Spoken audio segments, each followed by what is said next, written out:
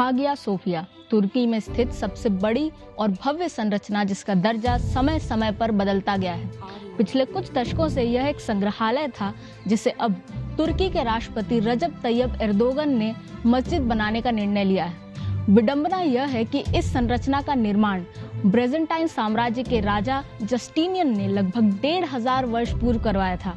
तब तक इस्लाम की स्थापना भी नहीं हुई थी। फिर मस्जिद कैसे? दरअसल 15वीं शताब्दी में ऑटोमन साम्राज्य के सुल्तान महमूद द्वितीय ने इस पर कब्जा कर लिया था और वे अपने जुम्मे की नमाज यहीं पढ़ते थे। उसके बाद ऑटोमन साम्राज्य के समय में इसे पूर्ण रूप से मस्जिद बना दिया गया। इसके चारों ओर मीनारों का निर्माण किया गया। उससे पहले इसे विश्व का सबसे बड़ा चर्च माना जाता था, लेकिन फिर ईसाई साजो सज्जा पर अरबी में आयतें लिख दी गईं। उसके बाद ऑटोमन साम्राज्य का जब पतन हुआ, प्रथम विश्व युद्ध के बाद, याद हो कि भारत के खिलाफत आंदोलन ने इस पतन को रोकने का प्रयास किया था। लेकिन जब पतन हुआ तब आधुनिक तुर्की के निर्माता माने जाने वाले अतातुर्क ने इस्लाम नहीं बल्कि सेक्युलरिज्म की आधारशिला पर राष्ट्र निर्माण का विचार किया और इसी दिशा में आगे बढ़ते हुए उन्होंने हागिया सोफिया की विरासत को संग्रहालय के रूप में सहेजने का सोचा। 1934 में इसे एक पर्यटन स्थल बना दिया गया, जो इतना लोकप्रिय हुआ कि वहां वर्तमान में साल भर में 35 लाख पर्यटक जाते हैं। यूनेस्को ने भी इसे इस्तांबुल विश्व विरासत स्थलों के ऐतिहासिक क्षेत्रों में से एक माना है।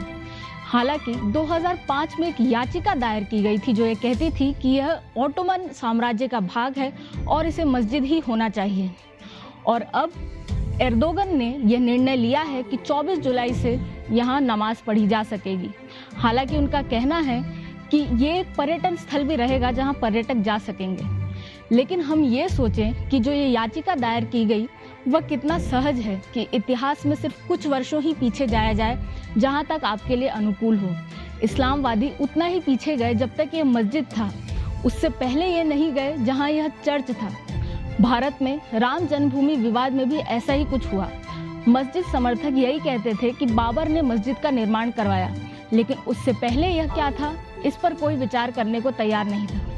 खैर, अब ये एर्दोगन का अधिकार है संप्रभुता के तहत कि वे ऐसा कर सकते हैं। हालांकि यूरोप और पोप ने इसकी निंदा की है, लेकिन फिर भी वे इस निर्णय में आगे बढ़ सकते हैं। माना जा रहा है कि एर्दोगन ने ऐसा अपनी घटती हुई लोकप्रियता से उबरने के लिए किया है। वहीं दूसरी ओर उनकी इस्लामी महत्वाकांक्षाएं भी छुपी नहीं है। अनुच्छेद 370 के उन्मूलन के बाद उन्होंने पाकिस्तान समर्थक दावों का साथ दिया था। साथ ही वे ऐसा करते हैं जिससे ये लगता है कि वे अरब विश्व के नेता बनना चाहते हैं, सिर्फ तुर्की के राष्ट्रपति बनकर नहीं रहना चाहते। बहुत सारी नीतियां ऐसी हैं जिनका वे समर्थन करते हैं जो इस्लामी कट्टरवाद को बढ़ावा दे सकती है। खैर से हम भारत पर आ जाते हैं। भारत में ये कोई नई बात नहीं है कि किसी मस्जिद किसी भारतीय धर्म के स्थल पर बनी हो। ऐसे सहस्त्रों स्थल हैं। यदि आपको मुझ पर विश्वास नहीं है तो सीताराम गोयल की Hindu temples and what happened to them पढ़ें, जहां ऐसे मंदिर सूचीबद्ध किए गए हैं जो वर्तमान में मस्जिद हैं।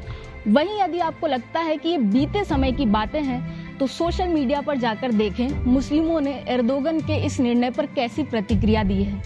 अधिकांश मुस्लिम युवक इस पर अपनी प्रसन्नता व्यक्त कर रहे हैं। उन्हें लगता है वे इससे इतने आशावादी हो गए हैं कि उन्हें लगता है कि मूर्ति भंजन करके सब जगह अल्लाह की ही इबादत की जाएगी। वैसे ऐसी आवाज़ें CAA विरोध के समय भी उठी थी, जब सब बुत उठवाए जाएंगे बस नाम रहेगा अल्लाह का जैसी पंक्तियां दोहराई गई थी। इसके अलावा कुछ युवक ऐसे भी हैं जो तुर्की के प्रति निष्ठा का संकल्प ले रहे हैं। ऐसा संकल्प खिलाफत आंदोलन के समय भी लिया गया था, जब केरल में हिंदुओं का नरसंहार कर दिया गया था। इसी संकल्प के बाद अब आवश्यकता है कि इस कट्टरपंथी विचार को रोकने के लिए और उसका उपचार करने के लिए इस पर खुली चर्चाएं की जाए। स्वराज्य ने एक शुरुआत की है, आप भी इससे जुड़ें।